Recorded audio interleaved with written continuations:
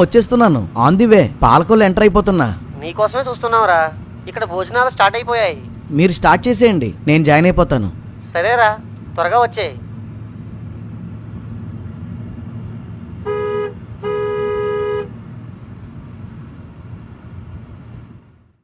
ఎక్కడికి వెళ్ళాలి sir? Bhimavaram sir. మీరటు వెళ్ళేలా ఉంటే లిఫ్ట్ ఇవ్వండి సార్. ఫ్రెండ్ పెళ్లి కంటే సువార్తే ముఖ్యం. వాడి దగ్గరికి లేటుగా వెళ్తానులే. సరే సార్, రండి.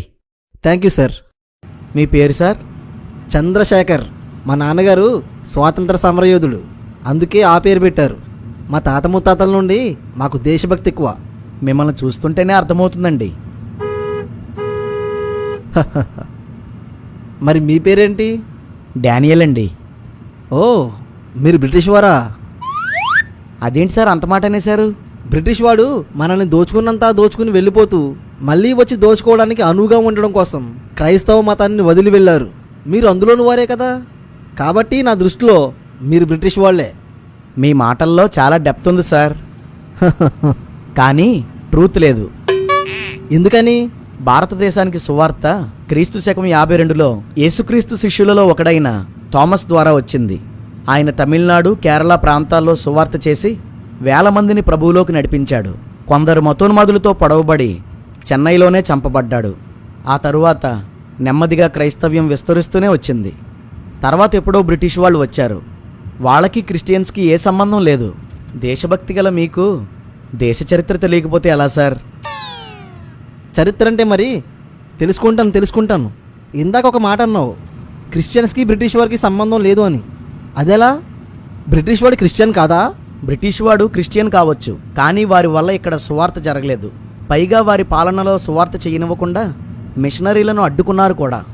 బ్రిటిష్ వాడు క్రిస్టియన్ కావచ్చు, కానీ బైబిల్ ఎప్పుడూ పొరుగువాడిని ప్రేమించమంటుంది, కానీ దోచుకోమనదు. కాబట్టి వాళ్ళు పేరుకే క్రిస్టియన్స్, కానీ బైబిల్ ఫాలోవర్స్ కాదు.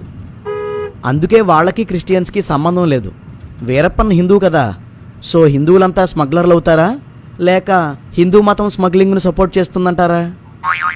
కరెక్టే, కానీ ఇండియాలో క్రిస్టియన్స్ పెరిగితే మళ్ళీ బ్రిటిష్ వాడు వచ్చి పరిపాలిస్తారట కదా. సార్, బ్రిటిష్ వాడు ఒక ఇండియన్ని ఏకంగా ప్రధానమంత్రినే చేశాడు. సో ఇండియన్స్ వెళ్ళి బ్రిటన్ని ఆక్రమించుకుంటారా? మీరు ఒకవేళ ప్రభువును అంగీకరించారనుకోండి. నో, అంగీకరించను. మామూలుగా అనుకోండి సార్.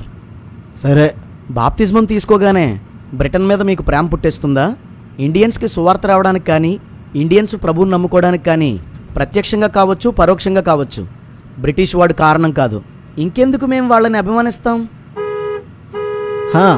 కానీ క్రిస్టియన్స్కి దేశభక్తి ఉండదు. అదేంటండి అలా అనేశారు? నిజం అలాగే ఉంటుంది, ఆలోచిస్తేనే అర్థమవుతుంది. అలా అంటారా? అసలు దేశభక్తి అంటే ఏంటో చెప్పండి, అప్పుడు మాకు దేశభక్తి ఉందో లేదో ఆలోచిస్తాను. పాయింట్ నెంబర్ 1, భారతదేశంలో ఇంతమంది దేవుళ్ళు దేవతలుండగా విదేశాల్లో పుట్టిన వాడిని పూజించడం ఈ దేశాన్ని అవమానించినట్లు కాదా? స్ట్రైట్గా సమాధానం చెప్పండి. మీ పాయింట్ నెంబర్ 1కి నేను 3 ఆన్సర్స్ ఇస్తాను. ఇవ్వు చూద్దాం. ఆన్సర్ నెంబర్ 1, మనం విదేశాల నుండి సాంకేతిక పరిజ్ఞానం తెస్తున్నాం, విద్య వైద్య విధానాలను తెస్తున్నాం, వాహనాలు తెస్తున్నాం. అంటే దానికి అర్థం ఇంపోర్టెడ్ వస్తువులు వాడేవాళ్ళంతా దేశాన్ని అవమానించేవారేనా? నేనైతే ఇండియా వస్తువులే వాడతాను. నా చెప్పులు లెదర్, నా బట్టలు ఖద్దర్. ఆహా, మీ ఫోన్ ఏంటి సార్? Samsung A52. ఏం? అది ఎక్కడిది సార్? అనంతపురంలో చేశారా, అమలాపురంలో చేశారా? మీరు వాడే యాప్స్ ఎవరు చేశారు? అయితే మీకు కూడా దేశభక్తి లేదన్నమాట. ఆన్సర్ నెంబర్ 2, భారతదేశంలో పుట్టిన దేవుళ్ళు అన్నారు కదా, ఏ భారతదేశంలో? ఎన్ని భారతదేశాలు ఉన్నాయేంటి? 2 సార్. ఏం మాట్లాడుతున్నావయ్యా? 2 సార్. అఖండ భారతదేశం అంటే విభజింపబడని భారతదేశం, అంటే 100 సంవత్సరాల క్రితపు భారతదేశం. ఇందులో బంగ్లాదేశ్, నేపాల్, భూటాన్, శ్రీలంక, మాల్దీవులు ఇంక్లూడ్ అయి ఉండేవి. 1947 తర్వాత విడిపోయి ప్రెజెంట్ ఉన్న ఇండియా మిగిలింది. సరే, అయితే ఏంటి? మీరు దేవుళ్ళుగా భావించేవారు నేపాల్లోనో శ్రీలంకలోనో పుట్టారనుకోండి, వారు 100 సంవత్సరాల క్రితం మన దేశ దేవుళ్లే కదా. అవును. దేశం ముక్కలయ్యాక వారింక విదేశీ దేవుళ్ళు అవుతారా? వాళ్ళని పూజించకూడదా?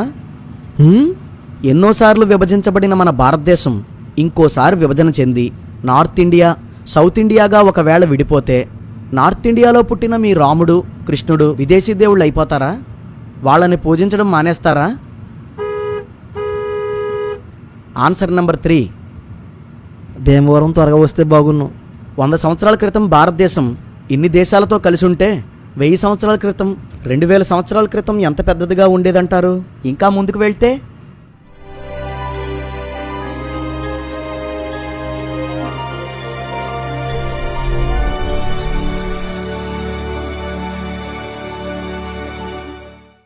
దేవుడు ఈ భూమి మీద మనుషులు దేశాల వారీగా విడిపోక ముందు నుండి ఉన్నాడు. ఈ సృష్టి పుట్టక ముందు నుండి ఉన్నాడు. అలాంటప్పుడు దేవుడికి విదేశీ స్వదేశీ అని ఉంటుందంటారా? సరే, దేశభక్తి నుండి ఈ విషయం తీసేద్దాం. Point number 2. మీరెందుకు పాకిస్తాన్ వాడి కోసం ప్రార్థన చేస్తారు? వాడు మనకు శత్రువు కదా.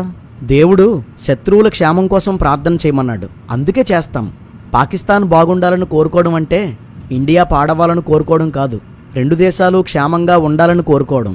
మీ ప్రేమకు సరిహద్దులుంటాయి, మా ప్రేమకు ఉండవు.